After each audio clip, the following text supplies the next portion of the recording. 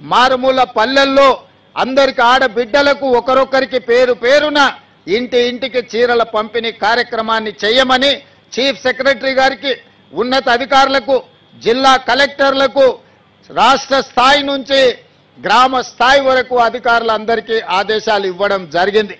ఈరోజు ఇంకా 35 లక్షల చీరలు రావాల్సినవి ఉన్నాయి.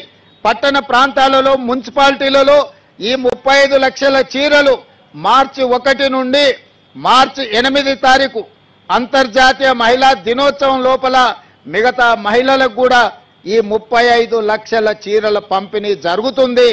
టోటల్గా ఈరోజు నవంబర్ 19తో మొదలై మార్చి 8 తారీఖు నాటికి 1 కోటి మంది ఆడబిడ్డలకు 1 కోటి చీరలు పంపిణీ చెయ్యాలని ఒక మంచి సంకల్పంతోని ప్రతి ఆడబిడ్డకు సారె పెట్టాలని ఈ ప్రభుత్వం, మీ సోదరుడు ఈరోజు చేస్తున్న ప్రయత్నాన్ని నిండు మనసుతో ఆడబిడ్డల్ని ఆశీర్వదించవలసిందిగా కోరుకుంటూ, ఎవరు ఆందోళన చెందవలసిన అవసరం లేదు, ఎవరు రాలేదు అని బాధపడాల్సిన అవసరం లేదు.